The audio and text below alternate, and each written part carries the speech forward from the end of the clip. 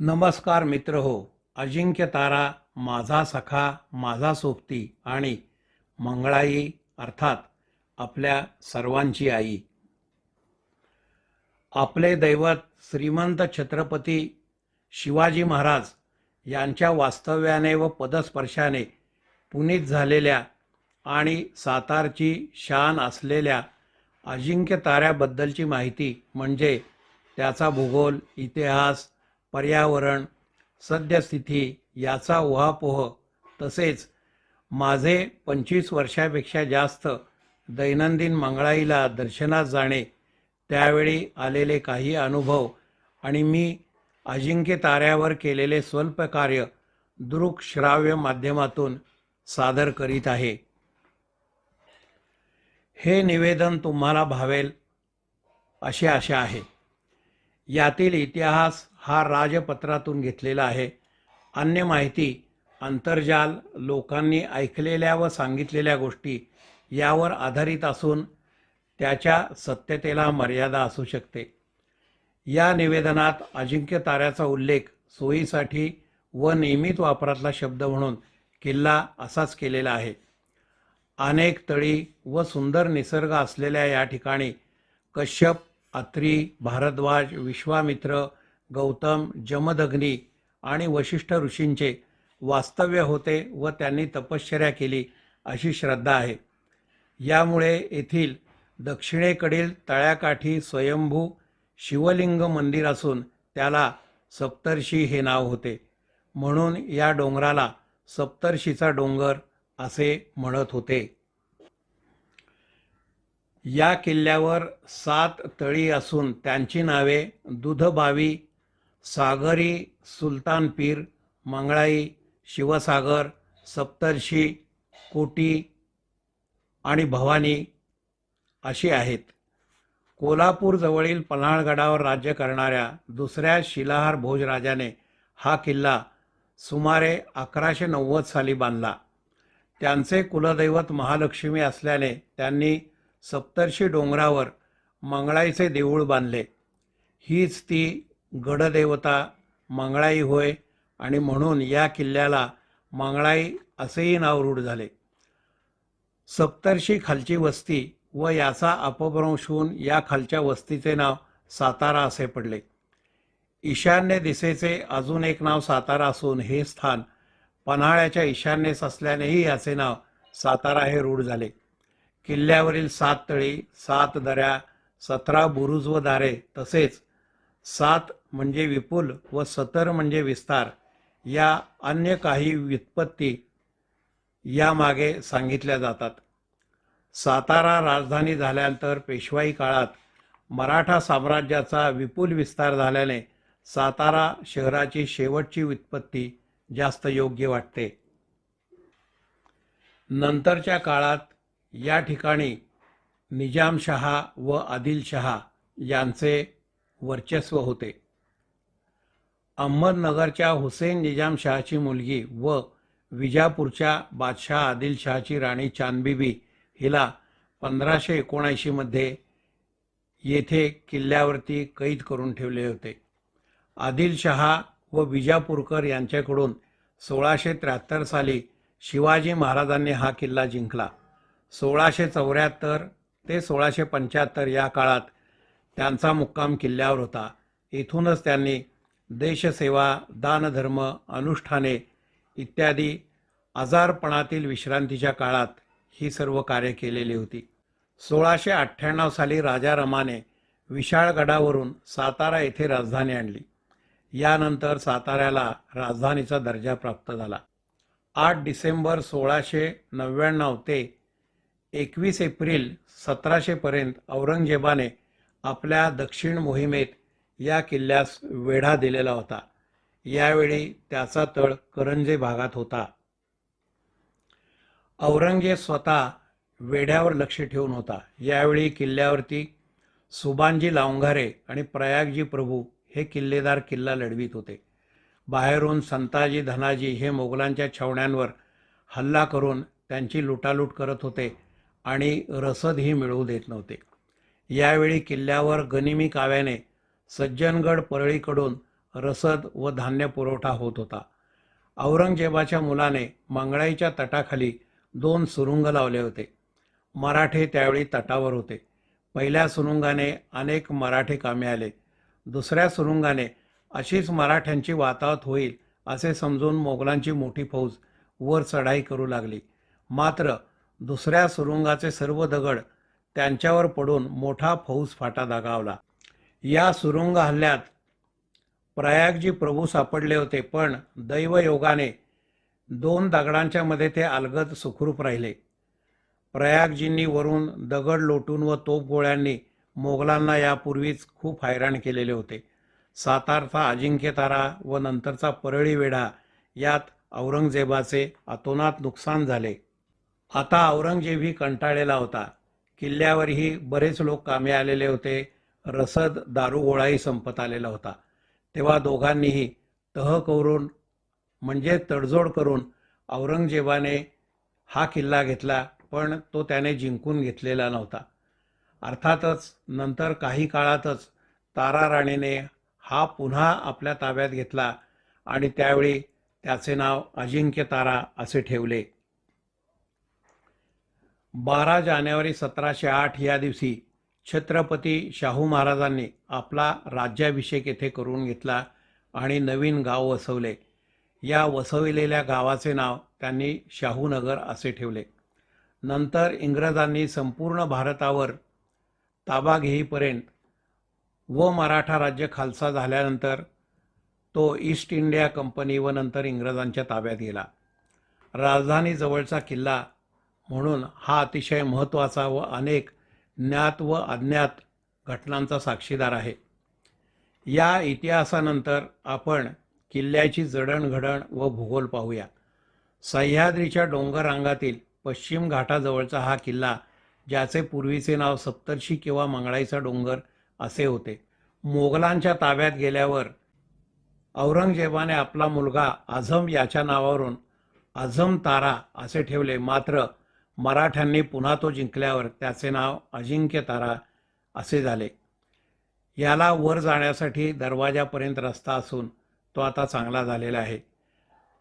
वर जाताना डाव्या बाजूला खालच्या मंगळाईचे देऊळ दिसते. त्याचे आता नूतनीकरण झाले असून याच्या बरोबर वरती कड्याखाली वेताळाचे स्थान व कड्यावर मंगळाईचे स्थान आहे. येथे खालील बाजूला सुरुंग हल्ल्यात खाली आलेल्या एका मोठ्या दगडात गणपतीची मूर्ती किंवा त्याचा आकार जाणवला. त्याची योग्य जडणघडण करून त्यावर आता मोठे गणपती मंदिर बांधलेले आहे. या दोन्ही देवळांकडे जाताना थोड्या खालच्या बाजूला एक बांधीव विहीर व वाघ पकडण्याचा दगडी पिंजरा आहे. खालच्या मंगळाईच्या थोड्या वरच्या बाजूने किल्ल्याच्या पूर्वेच्या जंगलातून वर पायवाट जाते. चढाने वर पोचल्यानंतर पूर्वेकडील डोंगरावर जाण्यास चिंचोळा रस्ता असून त्याला उंटाची पाट असे म्हणतात. येथून जाणे अवघड असून दोन्ही बाजूला उतार आहे. या पायवाटेने तटाच्या कडेने पश्चिमेकडे गेल्यावर आपण दक्षिण दरवाजाला पोचतो. हा दरवाजा पूर्वाभिमुखी असून याच्या कडेला पूर्वी पहाऱ्याचे कट्टे होते. येथे उजव्या बाजूला कमळ कोरलेले आहे, पण मुख्य दरवाजाप्रमाणे येथे कलाकुसर, कोरीवकाम किंवा शुभचिन्ह दिसत नाहीत. कदाचित हा गुप्त दरवाजा किंवा चोर दरवाजा किंवा निषिद्ध कामांसाठी वापरला जात असावा. या कमानीला आता दरवाजा नाही. आत गेल्यानंतर एक देवडी व मुख्य कमानीवर पाऱ्यासाठीची जागा व तेथे जाण्याचा रस्ता आहे.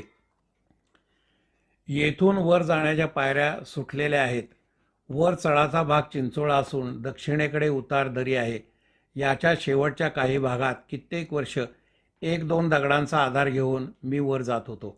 आता या भागात बरीचशी डागडुजी झालेली आहे व या बाजूने येणाऱ्यांची संख्याही वाढू लागलेली आहे. मात्र हा रस्ता व पायवाट जंगलातील असल्याने निर्मनुष्य आहे.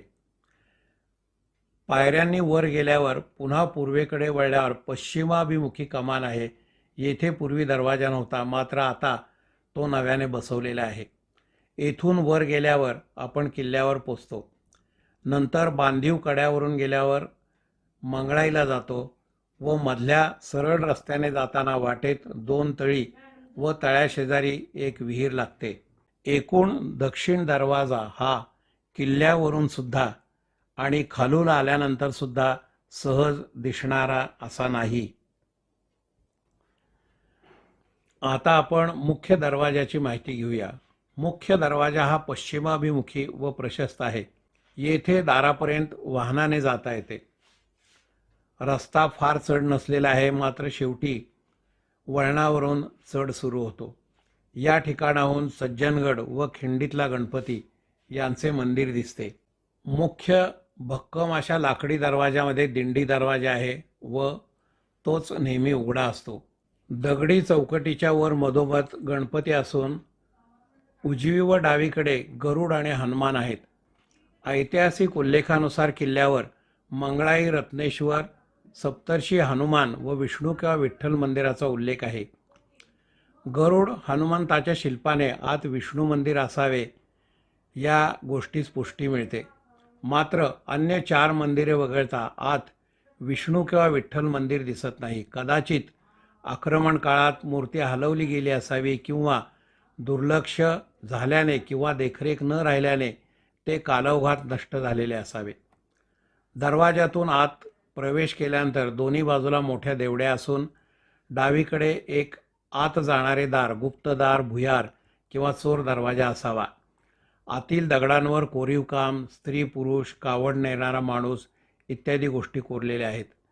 उजव्या बाजूच्या खांबावर उंचावरती उजव्या सोंडेचा गणपती व त्याच्या मागे मारुती कोरलेला आहे.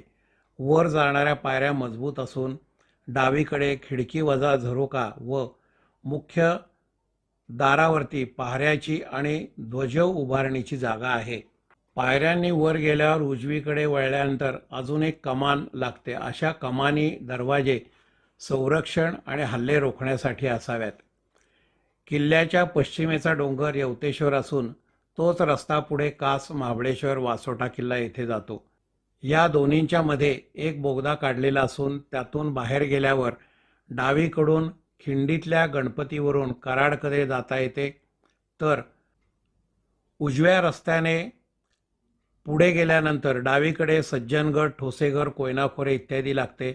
तर उजव्या बाजूच्या रस्त्याने परळी, उरमोडी धरण, केळवळी धबधबा इकडे जाता येते. पूर्वेला जरंडेश्वर, चंदनवंदन, उत्तरेला मेरुलिंग, शूळपाणीचे डोंगर आहेत.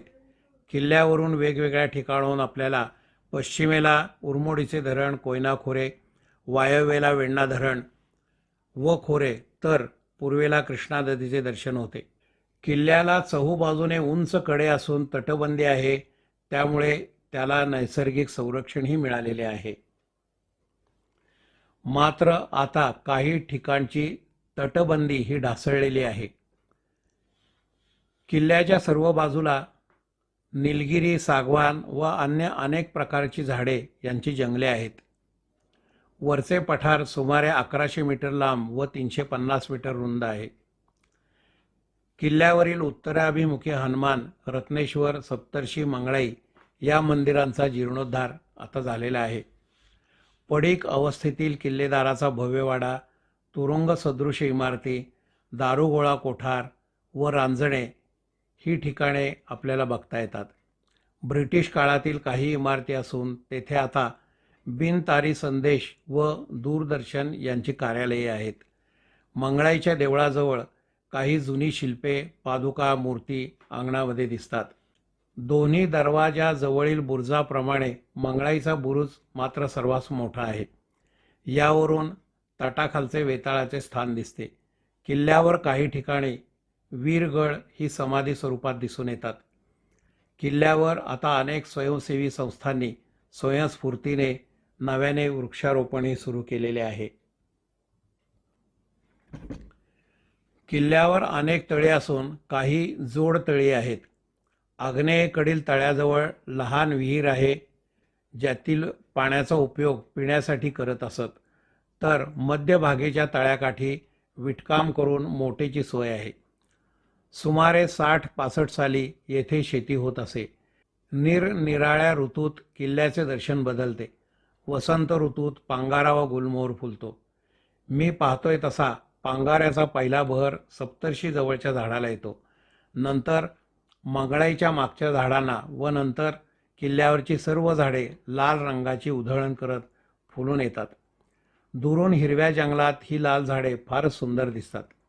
उन्हाळ्यात जंगलात करवंदे, जांभळे, आंबे हेही दिसून येतात. पावसाळ्याच्या सुरुवातीला पिवळा बहावा फुलतो. भोकरेही मिळतात. अनेक जण यावेळी भाजीसाठी कोवळा भारंगा जंगलातून नेतात. भाद्रपद आश्विनात वरती खूप मेक्या व डोंगरी आवळे मिळतात. आता येथे शेती केली जात नाही. येथील गवत जनावरांसाठी कापून नेले जाते. उन्हाळ्यात पाचोळा आणि वाळलेले गवत यामुळे वणवे लागतात व वृक्षराजीचे मोठे नुकसान होते. जंगलात अनेक प्राणी आहेत. क्वचित प्रसंगी व्याघ्र दर्शनही होते. किल्ल्यावरील तळ्यात जलचर असून सरपटणारे प्राणी म्हणजे नाग व साप सुद्धा आपल्याला दिसतात. मंगळाई जवळच्या तळ्याला मोठा सिमेंटचा बंधारा घालून नव्याने बांधकाम केल्याने येथे आता पाणी साठून राहते आणि ते झाडांना घालण्यासाठी वापरता येते. आता साताऱ्यातील नव्या पिढीतील अनेक जण किल्ल्यावर फिरायला येतात.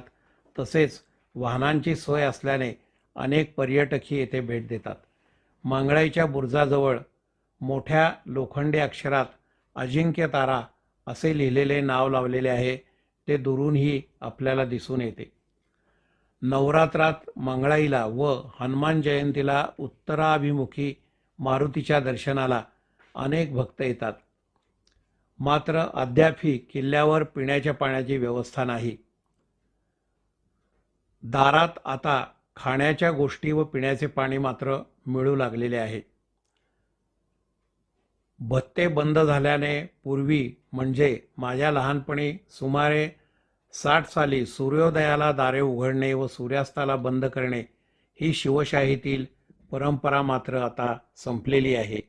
किल्ल्याबद्दलच्या या माहितीनंतर आता मला किल्ल्यावर आलेले काही अनुभव याचे सादरीकरण मी पुढच्या भागात करत आहे. माझा अजिंक्य सहवास व गोष्ट सप्तर्षीची या नावाने काही वर्षापूर्वी मी केलेले दृकश्राव्य सादरीकरण माझ्या मुलांनी त्यांच्या यूट्यूब चॅनलवरून प्रसारित केले होते. त्याला उदंड प्रतिसाद मिळून सुंदर प्रतिक्रियाही आलेल्या होत्या. आता आपण पुढच्या भागाकडे वळूया आणि प्रत्यक्ष पर्यटनाचा आनंद घेऊया. धन्यवाद. दरवाजातील दोन्ही बुरुजांच्या तळाशी नागाचं चित्र आहे किंवा नागाचा फणा म्हणूया, वेटोळे घातलेला असा नाग दिसतो. ह्या देवड्या आहेत. दिंड दरवाजा, इकडची देवडी, हनुमान, शुभचिन्ह, गरुड आणि अगदी वरती गणपती. मुख्य दरवाजा आतील बाजूने, दिंडी दरवाजा, ही आडणीची जागा, कडेची ओवरी, या ठिकाणी उजव्या सोंडेचा गणपती आणि इथं मागल्या बाजूला मारुती आहे.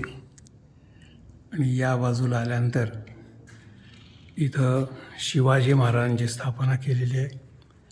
कमान दिसते आपल्याला, सुचिन्ह, अजून एक कमान, आत जाणारा रस्ता, वर जाणाऱ्या पायऱ्या आणि या ठिकाणी आपल्याला ही कलाकुसर केलेली दिसत आहे.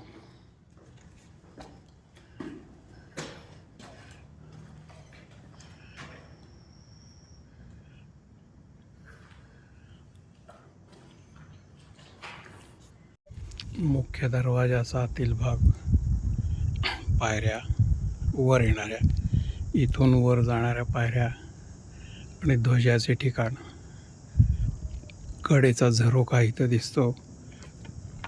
या ठिकाणी आपल्याला झरोका दिसतो. वर बंदुकीतून गोळ्या झाडण्यासाठी काही जागा ठेवलेल्या आहेत. मुख्य दरवाजाच्या आतील कमान, हवं तर बालेकिल्ला म्हणूया, इथं दुसरा प्रतिकार होत असावा.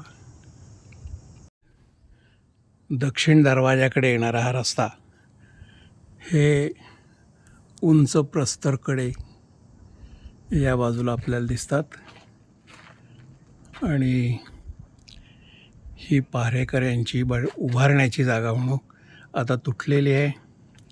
हा दक्षिण दरवाजा, पूर्वी इथं लाकडी दार नव्हतं पण आता बसवलेलं आहे. हा अजून एक कट्टा आणि मी म्हटलं ते शुभचिन्ह आपल्याला या ठिकाणी दिसतं.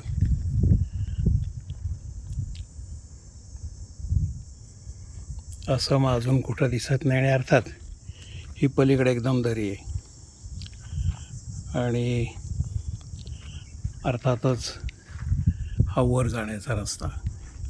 इथेही कडे आहेत. नंतर हा पुन्हा उजवीकडे वळतो.